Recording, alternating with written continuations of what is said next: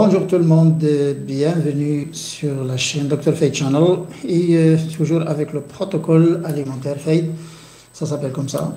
C'est un protocole qui a été mis sur place, qui a été mis en place pendant la pandémie et c'est un protocole qui a donné des résultats extraordinaires. Parce que c'est un protocole de toute façon où il y a, enfin c'est un protocole complet, mais il n'y a rien de dangereux, il n'y a pas de restrictions. Donc, toutes les maladies, sauf les cas particuliers comme les cœliaques, comme les diabétiques, etc. Bien sûr, ça, bon, bien sûr, là, il faut quand même qu'ils sachent qu'il y a des aliments qu'il ne faut pas manger. Mais à part ça, les cancéreux, les maladies auto-immunes, les maladies cardiovasculaires, l'hypertension, même le chamboulage hormonal chez la femme, hein, le problème des règles et tout ça, bon, c'est bon pour tout le monde, les enfants, les vieux, les femmes, tout ça. Pourquoi? Parce que c'est un protocole complet, c'est un protocole complet où il y a tout. Et c'est un protocole, bien sûr, qui se base sur des principes très solides, d'ailleurs, c'est le mode de vie qu'on doit suivre tous. Et cela a été inspiré du Coran, bien sûr, parce que c'est notre Dieu, qui doit nous différer qu'est-ce qu'on doit manger, hein, c'est pas un médecin, mais c'est notre Dieu, c'est lui le créateur, c'est lui qui doit nous préciser qu'est-ce qu'on doit manger, qu'est-ce qu'on ne doit pas manger, bien sûr. Halal et haram aussi, c'est inclus dans ce protocole. Et bien sûr, tout le monde est d'accord que l'alcool détruit beaucoup d'organes, pas uniquement le foie, pas uniquement le système nerveux, mais il détruit tout, surtout les femmes enceintes. Quand ils boivent beaucoup d'alcool, ils auront un enfant quand même arriéré. Bien, aujourd'hui, on va définir une description de ce protocole. Hier, on a parlé donc du groupe alimentaire. Bien sûr, on ne peut pas quand même aller sur une nutrition et sur l'alimentation, un plan d'alimentation sans connaître les aliments. Il faut d'abord connaître les aliments hein, pour qu'on puisse travailler avec.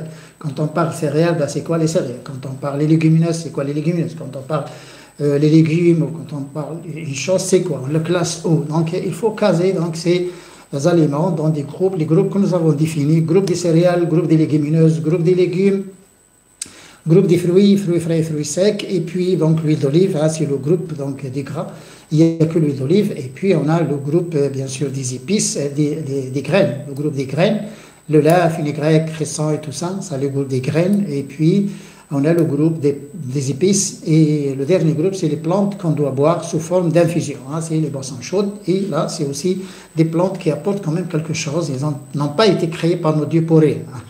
Et ces plantes ne sont pas créées pour les protéines ni pour le magnésium. Ils sont créées uniquement pour les flavonoïdes et les polyphénols, c'est-à-dire les antioxydants. Et c'est une molécule d'ailleurs qui active un peu le système immunitaire, le système endocrinien plutôt, et le système immunitaire. Et c'est des plantes d'ailleurs médicinales. Donc le groupe des produits d'origine animale, c'est un groupe qui n'entre pas dans la nutrition normale de l'homme, c'est-à-dire dans le quotidien. Bon, on peut manger de la viande de temps en temps, bien sûr, hein, parce que et puis on peut boire du lait si c'est du lait de pâturage, du bon lait, etc. Bon, de temps en temps, sauf le lait de chèvre, de brebis et de dromadaire. C'est un aliment qu'on peut manger chaque jour sans aucun problème, mais le lait de vache, non, ça, on ne doit pas quand même le boire ou faire. Le fromage, les produits laitiers, tout ça, ben, pas chaque jour de toute façon. Il y a même des personnes qui ont une intolérance à la caséine, une intolérance au lactose. Donc ils ne doivent pas quand même toucher à ce lait de vache. Et on peut vivre sans lait, hein, sans problème, parce que le calcium existe même dans l'eau. Hein. Il y a beaucoup de conseils qui ont été mis comme ça, hein, parce qu'ils étaient financés. Et puis les gens, quand ils pensent au calcium, c'est le lait. Non, le calcium existe dans le poisson. Le bon calcium, c'est le poisson et les fruits secs. L'amande, les noix, les figues sèches, et puis là, on a les raisins secs aussi, c'est riche en calcium, les dattes et tout ça, et on a l'orge. Et il y a beaucoup de choses qui sont riches en calcium. De toute façon, le calcium existe dans tout ce qui a été créé par nos dieux, et aussi le fer. Bon, aujourd'hui, on va décrire donc ce protocole, c'est quoi? C'est le premier principe, il faut éviter tous les produits conservés. Voilà. Si vous n'évitez pas ces produits conservés, ben, ça ne sert à rien d'ailleurs de demander des conseils de nutrition diététique, ça ne sert à rien. Pourquoi? Parce que les aliments conservés, il y a d'abord des additifs. Il n'y a pas un aliment sans additifs, ça n'existe pas. Même les conserves de poisson, il y a des additifs actuellement. Et puis, il y a les additifs. Il n'y a pas 1, 2, 3. Le pain peut arriver jusqu'à 11 additifs. C'est un aliment le plus simple, le pain. Il peut y avoir 11, enfin, possible. Hein. Il peut y avoir, je veux dire il peut y avoir 11 additifs donc on peut ajouter au pain. Rien que le pain. Hein. Sinon, les saucissons, on peut aller jusqu'à 13, 15 et même 17 additifs, les saucissons, surtout les saucissons cuits. Et puis, regardez, même les crèmes, enfin les glaces, ils vont dire, bah, le ice cream, les glaces, c'est bon, c'est oui, mais même les glaces, attention, c'est bourré d'additifs. On ne peut pas fabriquer des glaces sans additifs, on ne peut pas. Et puis, quand on va vers le thé, le thé, il n'y a rien, si, il y a des additifs. le thé est traité, il y a des additifs. Et même les sachets, le sachet dans lequel le thé est emballé, s'il n'est pas en tissu, bah, c'est d'autres matériaux donc, qui peuvent être aussi dangereux avec l'eau chaude. Et puis le café, eh oui, le café prêt à l'emploi, hein, c'est un café plein d'additifs, mais sinon, achetez le café en grains. Le café en graines, et préparez-le vous-même, hein, la mouture et tout ça, préparez-le même. À ce moment-là, vous aurez un bon café, mais achetez un café prêt et le mettre, c'est-à-dire, non, il ne peut pas être fabriqué sans les additifs. Bref, tous les aliments qui passent par l'industrie, c'est des aliments qui sont bourrés d'abord d'additifs alimentaires. Les additifs alimentaires, tous les additifs, sauf le sel de cuisine, parce que le sel de cuisine, c'est aussi un additif. Hein. Tous les additifs, sauf l'acide acétique du vinaigre, et le sel de cuisine, et l'acide citrique des jus. Pour ces trois produits naturels. Le reste, attention, le reste n'existe pas dans la nature. Les autres additifs n'existent pas dans la tartrazine n'appartient pas à la nature. Vous voyez, donc c'est des additifs qui n'existent pas dans la nature et sont des antinutriments. Des antinutriments. Vous n'avez pas besoin d'antinutriments en ce moment parce que vous avez besoin de nutriments. Mais malheureusement, il y a plus d'antinutriments que de nutriments. C'est pourquoi votre rendement est de 0,5 et de 0,6. Vous mangez trop, mais vous n'épuisez pas l'énergie, vous n'utilisez pas ce que vous mangez. Pourquoi? Parce qu'il y a des antinutriments qui bloquent la digestion et qui bloquent l'absorption. Voilà. Donc, on justifie, hein, parce que ça, c'est science. Pourquoi les aliments conservés, surtout les gens malades? Les gens malades, là, ils peuvent, attends, les cancers, les maladies auto-immunes, les maladies cardiovasculaires, tout ça, il ne faut pas qu'ils touchent aux produits conservés. Sinon, les femmes avec les problèmes des règles, attention, il ne faut pas que vous ouvriez une boîte ou un sachet ou quoi que ce soit. Les aliments emballés industrialisés, c'est interdit hein, pour les gens qui ont des maladies. Ils sont interdits pour tout le monde. Mais seulement les gens qui n'ont pas de maladie peuvent tolérer quand même une boîte de conserve une fois par 15 jours ou quelque chose comme ça, oui, hein, mais pas les saucissons. Bon, et pas les glaces, et pas les boissons gazeuses. Et puis, ces produits conservés sont préparés avec des huiles hydrogénées, des margarines, ou des huiles raffinées. Et les huiles raffinées, il y a des additifs, il y a le BHA, BHT, et il y a aussi les trans, les acides gras en trans. Ah, vous voyez, hein. Et puis, la plupart des aliments, c'est des aliments sucrés.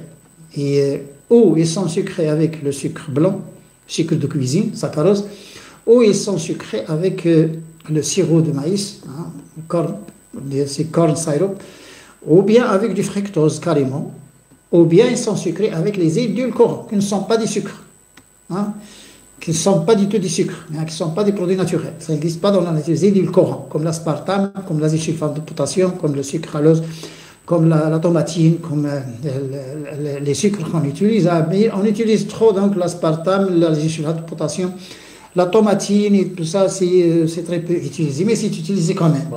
Et puis on a d'autres molécules qui sont les galates et tout ça qu'on utilise comme antioxydants dans certains aliments. Et puis pour le goût, hein, c'est pour l'antioxydant et pour le goût, les galates. Et on utilise donc le monosodium glutamate. Hein, le monosodium glutamate, c'est ce qu'on appelle le sel chinois. Le monosodium glutamate, attention, c'est vous bombardez votre système nerveux. Et là, on vous dit pourquoi il ne faut pas toucher donc, les produits conservés. Donc, on vous justifie hein, scientifiquement. Et puis, ces produits sont cuits à une haute température, ils sont stérilisés, sont cuits à une haute température, et puis ils sont emballés en aluminium ou en plastique. Ou même des boîtes métalliques, disons, l'étamage des boîtes, c'est aussi des produits qui peuvent migrer dans l'aliment conservé dans la boîte, notamment les conserves de poissons et les conserves. Beaucoup de conserves végétaux et animaux, ils sont conservés dans des boîtes métalliques. Et les boîtes métalliques, attention, on dit que l'étamage, non, c'est pas antioxydant, l'étamage aussi, il y a des éléments qui peuvent migrer. Bon, deuxièmement, ça c'est le premier principe de notre protocole FAID. Attention, hein, ce protocole d'ailleurs, hein, attention, donc il supprime tous les produits conservés. Si vous voulez suivre ce protocole-là, attention, et que vous aurez un résultat à 100%, là, et vous suivez bien les principes. Premier principe, c'est pas de produits conservés. Deuxième principe, et les produits conservés, attention, ça inclut le sucre, la farine blanche, la farine raffinée, ça inclut les huiles de table, ça inclut les produits industrialisés, c'est tout. Hein. Bon. Secondo, les modes de cuisson. C'est un protocole là, qui ne supporte pas la cuisson rapide, la friture, et qui ne supporte pas la cuisson au micro-ondes. Donc, même les fours de gaz, les fours à gaz, avec une flamme, la cuisson sous une flamme. Parce que la flamme, c'est les produits de combustion, les produits pyrolyse, donc des gaz. Vous avez propane, butane, vous avez un four à gaz et quand vous faites cuire quelque chose, attention, les flammes, hein, ils dégagent des produits de pyrolyse, des produits de combustion et qui peuvent être absorbés par l'aliment. Surtout les gens qui ont un asthme, il faut qu'ils évitent les fours à gaz. Sinon, les micro-ondes, la cuisson au micro-ondes, là, on ne sait même pas qu'est-ce qui se passe comme réaction chimique. Parce que quand on ionise les aliments, ça veut dire on frappe la molécule d'eau pour augmenter la température et pour faire la cuisson. Et on ne frappe pas uniquement la molécule d'eau. Et cette molécule d'eau, qu'est-ce qu'il devient? Hein, personne ne peut vous le dire, hein, c'est un secret. Et puis, quand on ionise les choses dans un aliment pour faire une cuisson moderne, bon, c'est la découverte, c'est la science, c'est le progrès, mais attention, il y a des réactions chimiques qui se passent pendant la cuisson au micro-ondes qui jusqu'à présent n'ont pas été identifiées. Il y a des collègues qui ont des laboratoires quand même avec des matériaux sophistiqués comme le couplage masse-phase gazeuse, un spectre de masse-phase gazeuse. Il y a même le système de Fourier, couplage avec l'infrarouge et l'HPLC aussi. On peut coupler l'HPLC avec le spectre de masse parce que le spectre de masse est un détecteur de toute façon. La détection avec la fragmentographie. Il y a des collègues maintenant qui sont en train de trouver des radicaux libres qui sont déjà faits dans les aliments cuits au micro-ondes. On essaie d'éviter les radicaux libres qui se forment dans le corps. Et tiens, on se retrouve avec des radicaux libres qui sont générés par la cuisson au micro-ondes. Il y a de la recherche quand même. Il y a des collègues là qui travaillent là-dessus. Il y a de la recherche qui se fait. Donc, ce protocole FADE, attention, donc supprime et bon, enfin, il ne reconnaît pas la cuisson rapide, friture, pas de friture. Et puis la cuisson dans les fours à gaz et la cuisson avec les fours micro-ondes. On accepte donc les fours électriques. Les fours électriques, c'est une résistance, donc il n'y a pas de flamme. Les fours électriques, sinon, même quand vous faites une cuisson sur une flamme, dans une gamelle, bon, ce n'est pas méchant. Mais l'intérieur de votre four, attention, la flamme, l'aliment est exposé directement à cette flamme et l'enceinte est fermée. Donc ce n'est pas comme un tagine ou une gamelle sur une flamme. On peut quand même, on peut cuire sur une flamme, il n'y a pas de problème. Et puis, il faut une cuisson douce, hein, pas la cocotte, hein, pas de cocotte. La cuisson à la cocotte, ça détruit beaucoup d'œufs. Hein. Le rendement en vitamines, attention, comparé, parce que nous avons comparé la cuisson pot-au-feu, cuisson émite pot-au-feu normale dans une gamelle, avec les cocottes donc, sophistiquées, on a trouvé quand même qu'il y a une dégradation des vitamines de certains produits et formation même de certains composés beaucoup plus quand on augmente la température que quand on fait la cuisson à 96 et à 95. Donc, il y a la température d'ébullition de l'eau avec une sauce, avec de l'huile, les épices et tout ça. Donc, la température d'ébullition de l'eau, il devient 97, 96. Donc, c'est bon pour la cuisson. Et c'est suffisant d'ailleurs. Ensuite, ça c'est le deuxième principe, c'est le mode de cuisson aussi, c'est très important. Et puis, le troisième principe, c'est un principe quand même un peu dangereux. Il y a des gens qui aiment beaucoup la viande, mais c'est un régime, c'est un plan, bon, protocole FADE, il se base surtout sur le végétarisme plus poisson. Végétarisme plus poisson.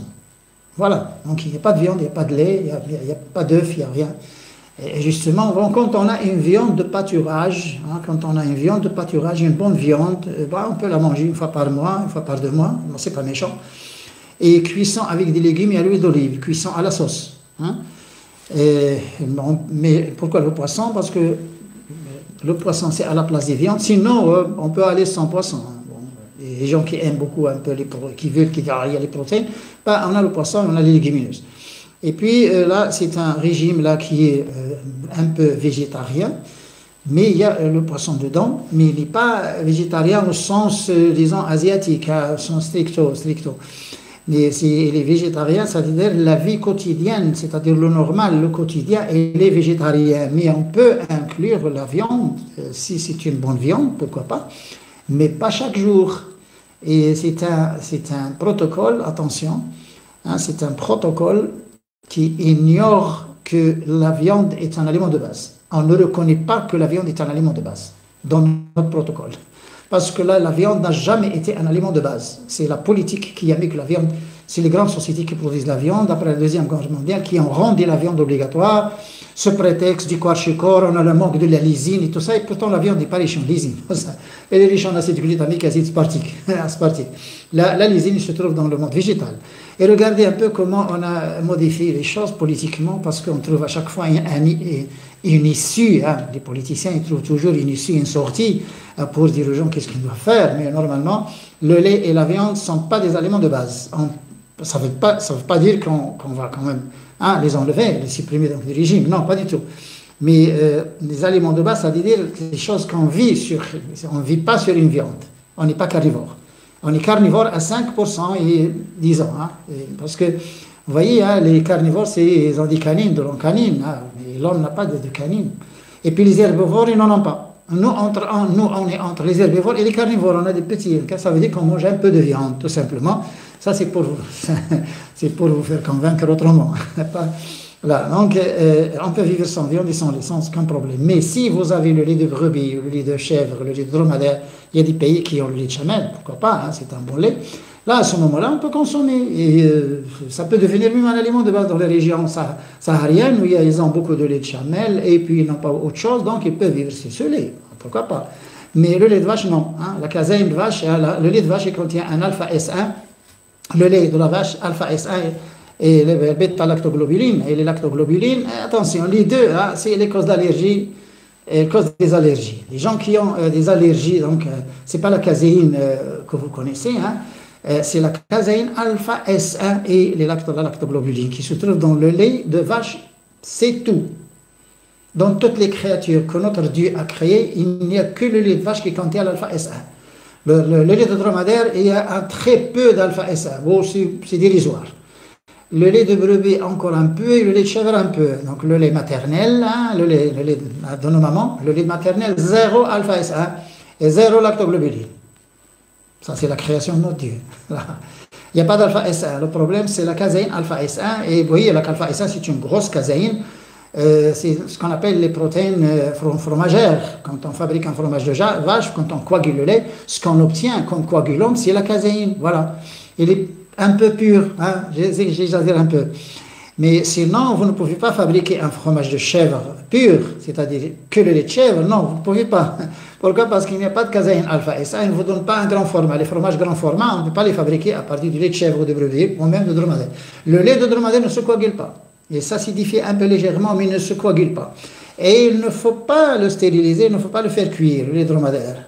Parce qu'il y a des facteurs là qui sont thermolabiles et qu'on fait cuire, donc on fait bouillir votre lait de dromadaire, là, ce n'est plus un lait de dromadaire, c'est un lait, et c'est tout. Bon, et vous le mangez, et même quand il vieillit, et c'est pas dangereux, même quand il vieillit de 2 jours, là, c'est bon, on peut le manger à l'état cru. Et oui, à l'état cru, oui, parce qu'il y a beaucoup de choses dedans hein, qui n'ont pas détruit. Donc, de toute façon, la LPL, la lipoprotéine lipase, elle est détruite par la chaleur quand on fait bouillir du lait, et puis on a les peroxydases, et on a la catalase, et on a aussi la phosphatase alcaline dans le lait. Donc quand on chauffe le lait, on détruit les enzymes, et ça, c'est pas bon.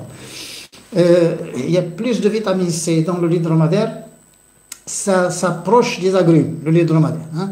Pourquoi? Parce que les régions sahariennes, ils n'ont pas de fruits, hein, et notre Dieu subhanahu wa ta'ala a créé donc, la vitamine C dans le lait dromadaire.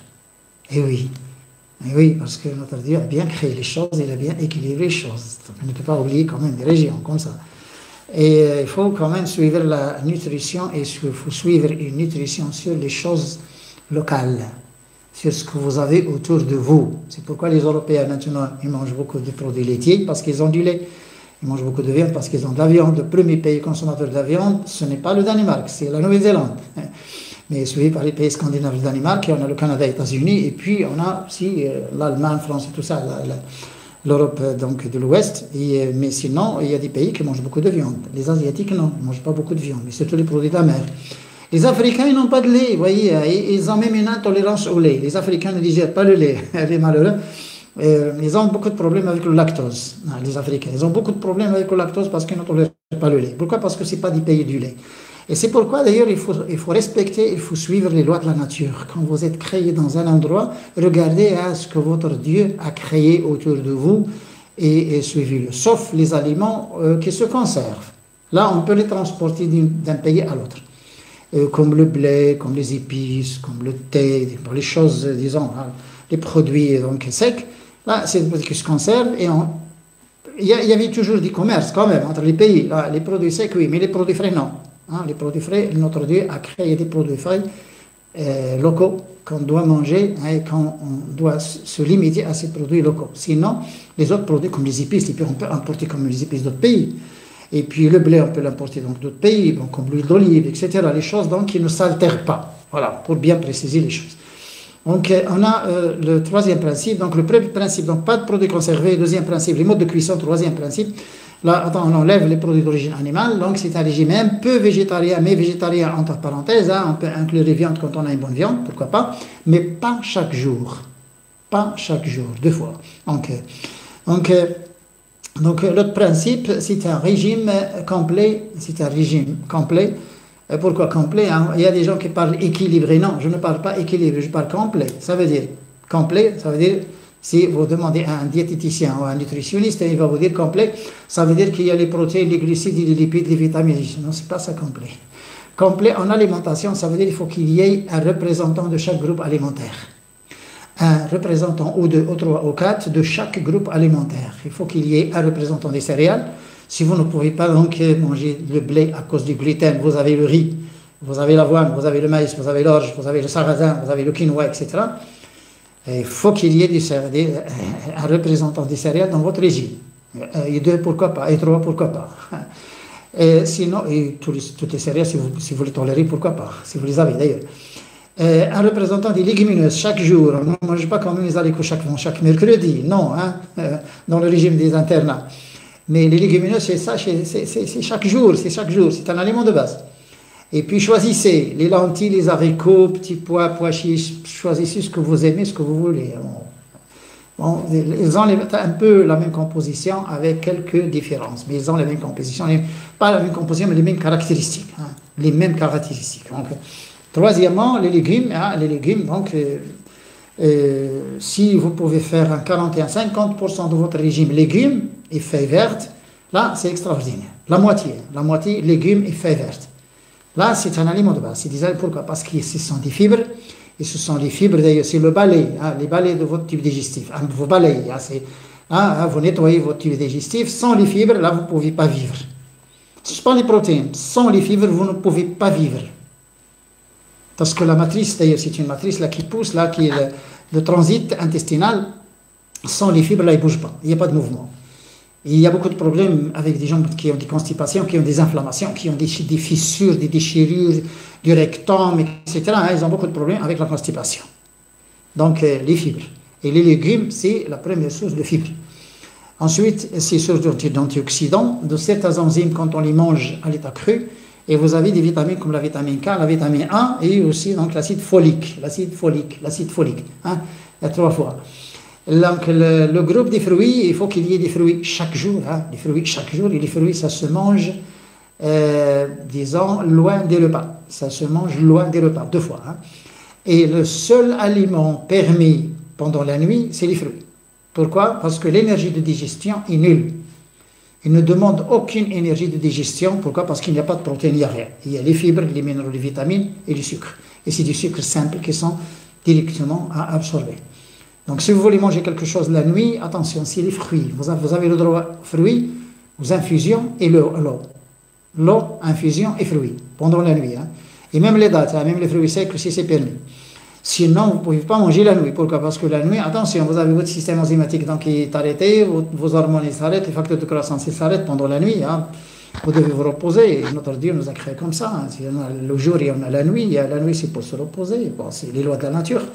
Et c'est pour ça qu'on ne doit pas manger. On doit jeûner la nuit. On doit jeûner pendant la nuit. Hein. Donc là, les graines, il faut qu'il y ait quelque chose dans votre régime. Les graines, choisissez le sésame, le lin, graines de nigel, fenugrec, cresson, fenouil, anis, le carvi, les graines de coriandre, hein, les graines de coriandre, c'est extraordinaire, les graines de coriandre et les graines de chia, pourquoi pas. Ah. Là, c'est un groupe, là, utilisez ce que vous avez, si vous avez 3 et 4 et 5, pourquoi pas. Hein. Et plus vous utilisez ces graines, plus votre rendement d'absorption et votre microbiote est vivant. Ça revivifie le microbiote, les graines. Hein. Ensuite, le groupe des épices. Là, épicez votre nourriture. 4 et 5 et 6 et 7 et 8 épices. Hein. Vous avez il y a un épice qui s'appelle le curry. Et le curry, on peut mettre 11 épices. Là, c'est mélangé et on achète directement ce curry. C'est les pays asiatiques là, qui préparent ce curry, mais il existe en Europe. Il existe en Europe et en Amérique, le curry. Donc les épices, c'est obligatoire. C'est obligatoire, c'est pas uniquement pour relever le goût des plats, mais c'est obligatoire aussi parce que c'est riche en antioxydants et c'est riche aussi en phytoestrogènes. Et ensuite, il faut qu'il y ait quelque chose là qui se boit, une boisson chaude de plantes, chaque jour, et 2 fois par jour, et 3 fois par jour, pourquoi pas. Choisissez, hein, vous avez la camomille, vous avez la sauge, vous avez l'aneth, vous avez et que le romarin, vous avez l'origan, vous avez le thym, le safran, et le gingembre, le galanga, il y a beaucoup de choses là que vous pourrez, le thé vert, pourquoi pas, hein, un thé.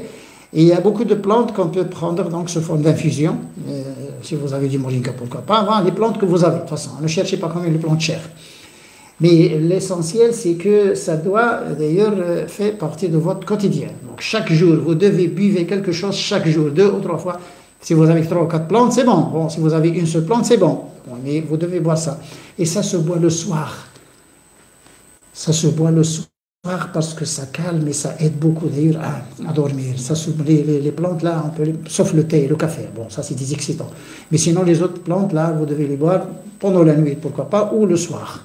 Bon, la verveine est bonne pendant la nuit. Hein. Pour les étudiants qui préparent les examens, la verveine, pourquoi? Parce que la verveine, ça aide d'ailleurs à éviter donc, la fatigue du système nerveux. La verveine, hein, et vous permet de vous concentrer pendant longtemps. Pendant la nuit, les étudiants qui se concentrent, qui préparent les examens, il vous permet de manger la nuit les dattes, les amandes, les noix, parce qu'il y a l'oméga 3, parce qu'il y a des sucres simples, parce qu'il y a l'iode, parce qu'il y a la vitamine B, enfin les biotines. Vous avez le droit donc aux raisins secs, dattes, figues et puis amandes et noix. Pour choisir 3 ou 4, si vous avez tout, c'est bon. Hein. Et vous avez le droit à la verveine, pas le café. Il y a des étudiants qui préparent donc des examens avec un café avec un... Non, c'est faux, c'est la verveine. Utilisez la verveine, comme ça, hein, vous pouvez vivre longtemps la nuit. Hein. Vous pouvez vous concentrer 2-3 heures pendant la nuit pour préparer l'examen. La verveine, je répète, la verveine, hein, pas le thé, pas le café. Et puis, on a un groupe que j'ai appelé, disons, les produits thérapeutiques. C'est des produits thérapeutiques, c'est les compléments alimentaires. Là, c'est uniquement pour des gens malades, des gens qui ont un cancer ou qui ont un cancer, tous les cancers, tous les types de cancers, ou bien une maladie auto-immune, toutes les maladies auto-immunes, et les autres maladies. Et aussi, on a le problème des hormones chez la femme. Le problème des hormones chez la femme, les maladies, surtout hormonales, y compris le système endocrinien, la thyroïde. Là, vous devez quand même ajouter à ce régime, pour renforcer donc, votre thérapie diététique, pas diététique, mais un peu, bon, alimentaire. C'est les 4 là que j'ai définis. Pourquoi ces 4? Parce qu'il y a des gens qui vont chercher les plantes, qui aiment les plantes. Oui, l'homme aime les plantes, comme ça, hein, de nature. Il y a des gens qui aiment les plantes et qui cherchent le moringa, qui cherchent l'origan, la camomille, moi j'aime ça, le ginkgo biloba et tout ça. Oui, ça, toutes les plantes sont bonnes.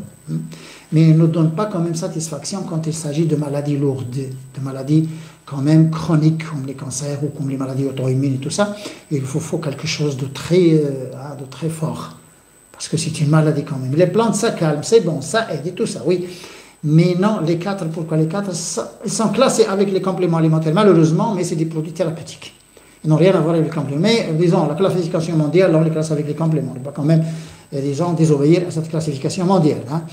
Donc, les 4, c'est les probiotiques lactiques. Des probiotiques lactiques, ça se vend dans les pharmacies et dans les magasins qui vendent des bio, tout ça, les parapharmacies. Demandez à votre pharmacien probiotiques lactiques, ce n'est pas les ultralevures. Je ne parle pas d'ultralevures, hein, je parle de probiotiques lactiques. Demandez à votre pharmacien, comprend bien. Hein. Probiotiques lactiques et deuxièmement l'oméga 3. Si vous mangez le poisson chaque jour ou les amandes et tout ça, donc vous n'avez pas besoin d'oméga 3, mais il vaut mieux renforcer l'oméga 3 hein, parce qu'il protège bien le système circulatoire, protège bien contre le chamboulage hormonal. Donc, probiotiques oméga 3, probiotiques un peu à la maison mais qui n'arrivent pas, probiotiques c'est obligatoire. Ensuite, vous avez l'oméga 3, l'oméga 3 c'est obligatoire, 2 à 4 à 5 mg par jour. Et troisièmement, la propolis et la gelée royale. Propolis, gelée royale. Et acheter de bons produits. Hein.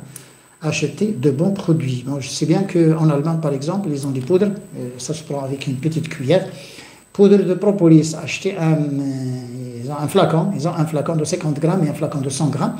Et oui, achetez un flacon de 100 grammes et prenez donc la moitié de cuillère à café, la moitié de cuillère à café par jour, même 2 fois par jour, hein, si vous avez un cancer. Et la gelée royale aussi, ça se fait fraîche, la gelée royale fraîche, mais il faut que vous voyez la gelée royale, hein, et qu'ils vous la mélangent devant vous avec du miel. En Europe et en Amérique, il y a des gens très honnêtes, hein, il y a des gens très honnêtes, croyez-moi, hein, j'ai vu Les apiculteurs en Autriche, et en Allemagne, et en Espagne, et tout ça, hein, c'est des braves personnes. D'ailleurs, les apiculteurs sont de braves personnes. Mais malheureusement, chez nous, attention, chez nous, non. La règle ne s'applique pas à nos apiculteurs. Mais si vous êtes dans un pays européen, un pays d'Amérique, ou même d'autres pays, hein, là, attention, demandez à votre vendeur de vous mélanger la gelée royale avec du miel à raison de 30 grammes par kilo. 30 grammes par kilo.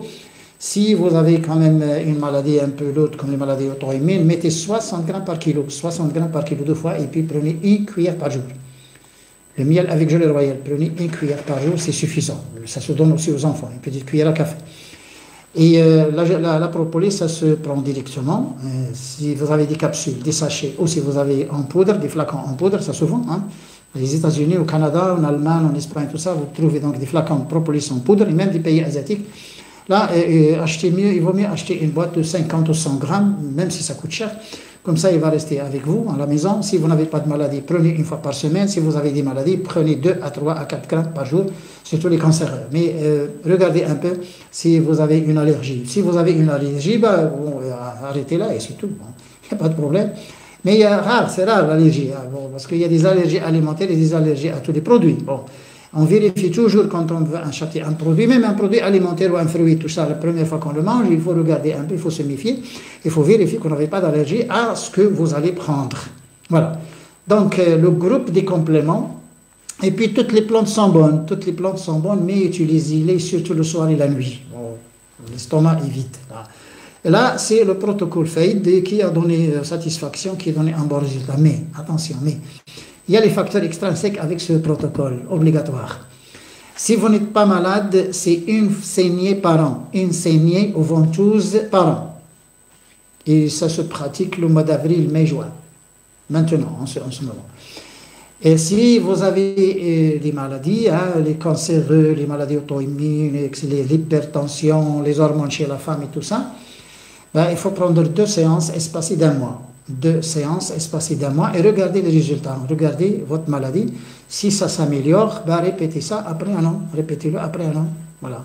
Pourquoi? Parce qu'il n'y a que la saignée aux ventouses qui détoxifie le sang. Parce que toutes les choses que vous entendez aux médias, il y a beaucoup de naturopathes de par le monde qui pratiquent une détox et chacun a son détox, oui. Mais le détox là dont il va vous parler, aux légumes frais, jus de légumes, tout ça, là, c'est pour détoxifier le tube digestif. Mais pour détoxifier le sang, il n'y a rien que la saignée. Il n'y a que la saignée aux ventouses pour détoxifier le sang. Voilà. Ça, c'est obligatoire, les gens qui ont des maladies. Hein. Et puis, le sport ou le mouvement, c'est obligatoire. C'est obligatoire. Hein. Si vous ne pratiquez pas le sport, bon, la marche, les mouvements, le tapis, vélo, tout ce que vous pouvez, bon, il y a beaucoup de types de sport. Il faut que votre corps arrive à respirer. Parce que quand on bouge, quand on fait du sport, là, on respire. Hein. Regarde, je ne sais pas, vous connaissez. Et c'est la respiration pendant... Il y a des gens qui font du sport pour les muscles. Non, monsieur, on fait du sport pour incorporer l'oxygène. Pourquoi? Parce que plus vous bougez, plus vous respirez fort et vous entrez l'oxygène. Et quand on aère le corps, les cellules reçoivent de l'oxygène et là, ça bloque la cellule cancéreuse et ça permet d'éliminer beaucoup de choses qui sont oxydées, qui sont rejetées dans votre corps avec la respiration. Vous entrez l'oxygène, vous faites sortir le CO2, ce qu'on appelle les déchets gazeux qui provoquent l'acidose. Si vous ne rejetez pas votre CO2, votre sang ne peut plus échanger pour une acidose. Et l'acidose, attention, ça bloque, ça asphyxie.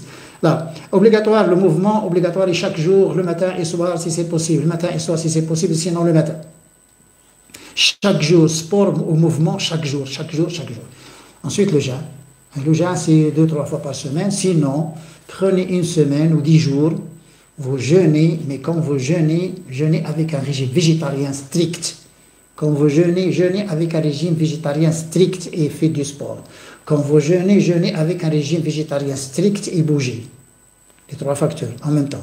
C'est sûr que votre maladie va quand même va se rétrograder, va quand même peut disparaître. Il y a des maladies qui peuvent disparaître. Il y a beaucoup de femmes qui ont réglé ce problème d'hormones, donc qui est quand même embêtant. Hein, les hommes d'hormones qui est embêtant. Il y a des saignées, il y a des douleurs, il y a beaucoup de problèmes chez la femme, là, mais ça se règle. Mais attention, mais ça ne se règle pas par les médicaments. Il y a des fois des complications. Parce que le médecin va vous prescrire des progestogènes. Et les progestogènes, il y a beaucoup de femmes qui ont eu des problèmes avec les progestogènes. Voilà. Ça, c'est le régime faillite, c'est pas le régime, hein, non, le régime, ça va être plus bien, mais c'est protocole faillite, et protocole faillite, bien sûr, deuxième épisode, donc il faut connaître d'abord les aliments, et puis comment, disons, joindre ces aliments, comment utiliser ces aliments dans la vie, comment vivre, comprenez bien comment vivre, parce que c'est l'essentiel dans la vie. Il y a des gens qui apprennent beaucoup, qui ont lu beaucoup de bouquins, qui ont appris beaucoup de métiers, tout ça, qui travaillent avec mais apprenez d'abord votre vie, hein. Vous avez besoin quand même de vivre. Apprenez comment vivre d'abord. Et puis, les autres sciences et les autres matières, les autres spécialités. Apprenez comment vivre, hein, comment manger un légume, comment manger un fruit, comment, préparer un repas, comment mélanger 3, 4, 5, 6 choses, les épices avec les graines, avec les légumineuses et avec l'huile d'olive et avec les plantes et tout ça, hein, pour obtenir quand même un repas intelligent et un repas où il y a tout. Et à ce moment-là, vous n'aurez aucun problème. Bien, j'espère bien que j'étais pas long et que vous avez une idée. Vous pouvez revoir la vidéo et prenez note. Là, ça c'est votre mode de vie. C'est il n'y a pas de régime, il y a tout. Bon, il y a tout. Sachez bien que j'insiste beaucoup sur les produits de conserve parce que c'est des produits qui contiennent des choses dangereuses. Et j'insiste beaucoup sur le trop de viande et trop de produits laitiers. Et attention, la farine blanche et les huiles de table. Sucre blanc, farine blanche, huile de table et viande, il faut les éviter au maximum. Au revoir.